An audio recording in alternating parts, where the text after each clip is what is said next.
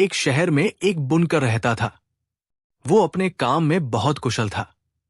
रंग बिरंगे धागों में सुनहरे और चमकीले तार मिलाकर वो ऐसे सुंदर फूल पत्तियां बनाता था कि जो कोई भी उसके बनाए हुए कपड़े देखता हैरान रह जाता। मगर इन बढ़िया और महंगे कपड़ों को सिर्फ महाराजा ही खरीद सकते थे। इस वजह से उसकी बिक्री ज्यादा नहीं होती थी। उसे हमेशा पैसों की कमी रहा करती थी। उसका जैसे तैसे गुजारा हो ही जाता था। एक दिन बुनकर अपनी पत्नी से कहने लगा, पत्नी, देखो, हमारे पड़ोसी सिर्फ मोटा कपड़ा बनाते हैं। ये लोग काम में भी इतने होशियार नहीं, फिर भी इनकी आमदनी मुझसे चौगुनी है। इस गांव में कोई मेरे जैसा कारीगर है ही नहीं। इसलिए मैं तो विदेश में जाकर अपनी किस्मत आजमाने के लिए सोच रहा हूं।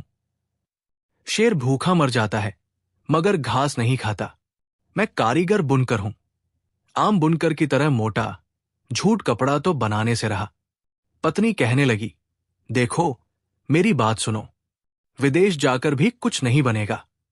जब अपने दिन अच्छे आएंगे तो काम बनने में देर नहीं लगेगी। विदेश जाकर क्या करोगे? मैं तो कहती हूं, यही रहो। बुनकर उसकी बात सुनकर बोला, तुम आलस्य की बातें करती हो। बिना मेहनत के तो कोई फल नहीं मिलता।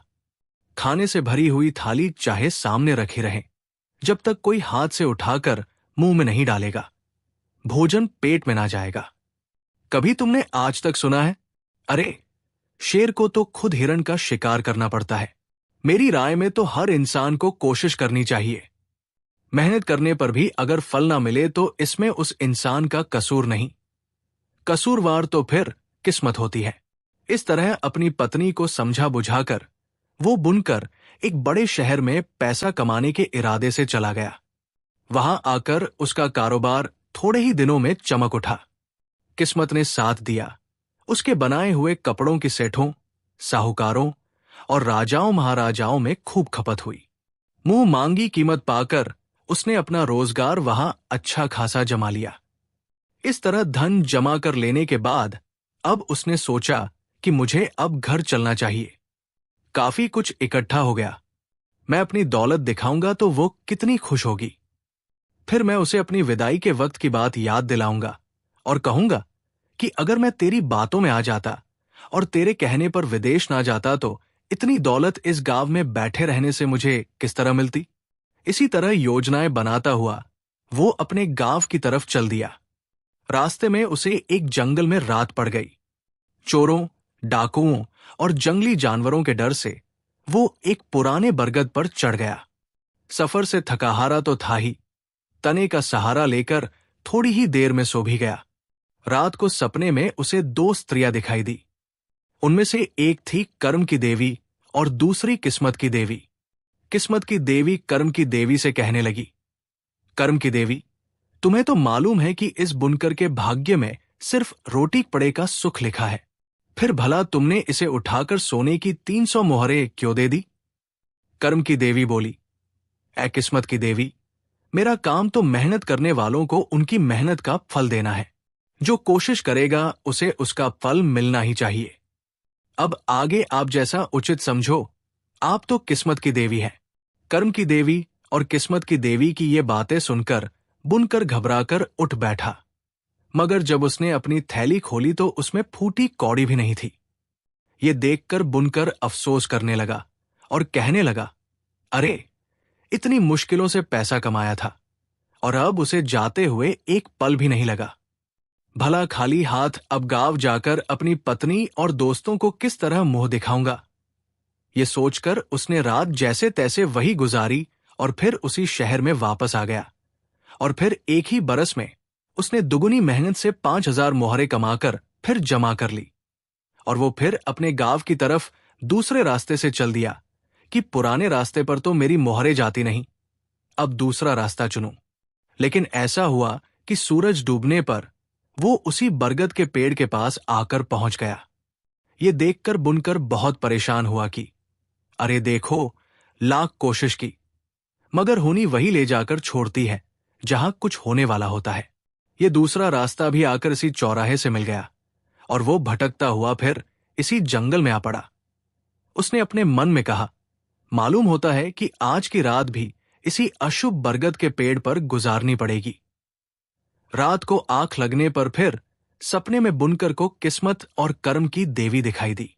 उस दिन की तरह फिर किस्मत की देवी ने कर्म की देवी से शिकायत की, इस बुनकर को तुमने इतनी दौलत क्यों दे दी? इसकी किस्मत में तो सिर्फ रोटी पड़ा लिखा है। कर्म की देवी ने जवाब दिया, इंसान को उसकी मेहनत और उसके कर्म का फल देना मेरा फर्ज है। वो फल का फायदा उठा सकेगा या नहीं, ये तुम्हारी मर्जी पर है, बहन किस्मत की देवी। घबराकर उसने आंख खोली तो उसने देखा कि उसकी थैली बेचारे की फिर खाली पड़ी है। उसने अपना सर पीट लिया। दूसरी बार फिर अपना सब कुछ खोकर उसे बड़ी निराशा हुई। सोचने लगा, दौलत के बिना तो इस दुनिया में जीना ही बेकार है।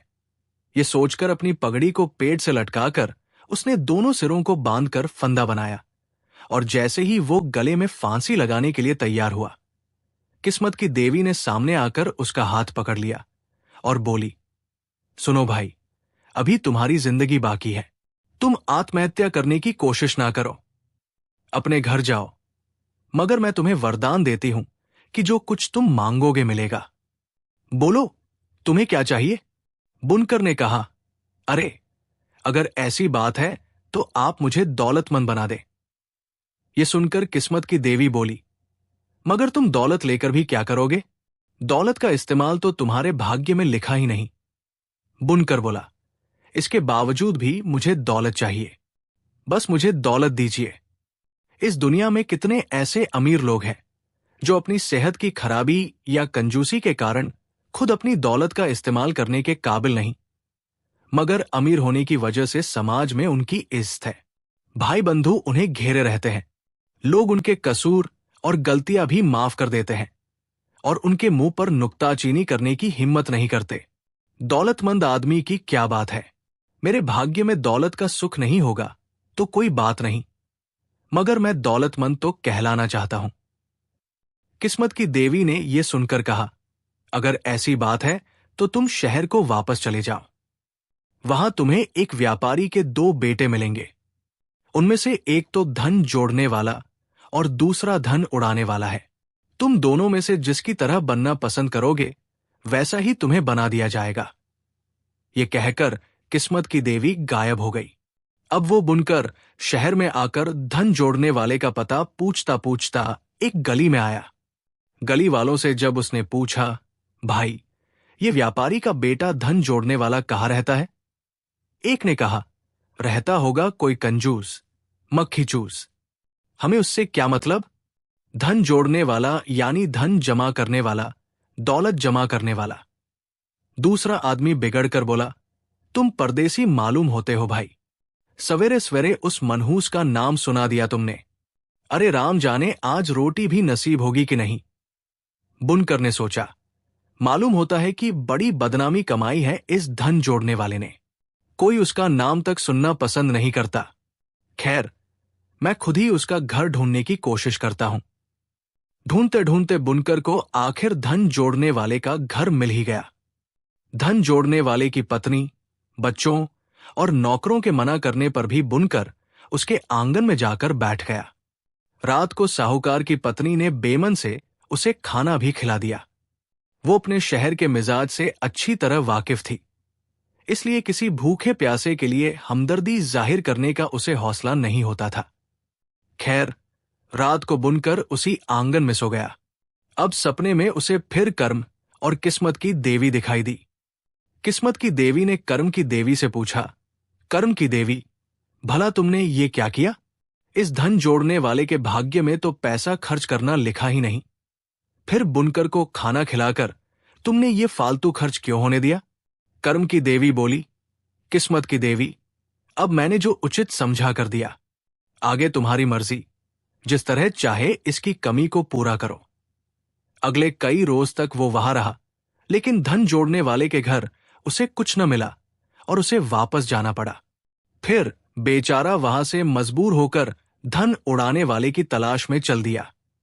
उसके गली में घुसते ही बच्चे बच्चे के मुंह से उसने धन उड़ाने वाले की तारीफ सुनी और वे उसे उस व्यापारी के उस बेटे के घर तक छोड़ आए।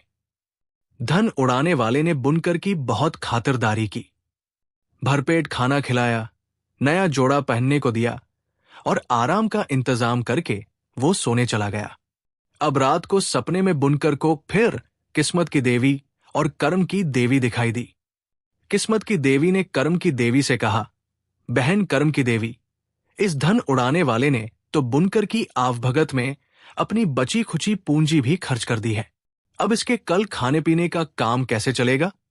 कर्म की देवी बोली, अच्छे काम करने की रहमत दिलाना मेरा काम है। अब बिगड़ी बात बनाना तुम्हारे हाथ में है। कुछ किस्मत का करिश्मा दिखाओ। दूसरे ही दिन राजा के दरबार से एक अधिकारी आया और धन उड़ाने वाले को राजा की तरफ से एक थैली भेंट कर गया।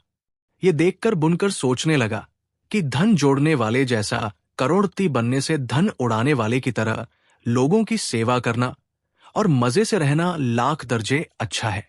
जिस दौलतमंद की दौलत किसी के काम ना आए, उसे तो गरीब रहना अच्छा। ये सोचकर उसने किस्मत की देवी से कहा, आप मुझे धन उड़ाने वाले जैसा दौलतमंद बना दे तो अच्छा है। मुझे धन जोड़ने वाले की जिंदगी में कोई फायदा नजर नहीं आता। जल्द ही उस बुनकर की इच्छा के मुताबिक किस्मत की देवी ने उसे धन उड़ाने वाले जैसा दौलतमंद बना दिया। वो गांव में वापस आ गया। वहां उसका कारोबार खूब चमक उठा, मगर साथ ही साथ वो जितना कमाता उतना ही लोगों के भले के लिए खर्च भी कर देता था। इस तरह वो चाहे दौलत जमा ना कर सका, मगर उसने नेकनाम खूब कमाई और इसी में बुनकर और उसकी पत्नी को संतोष हासिल हुआ।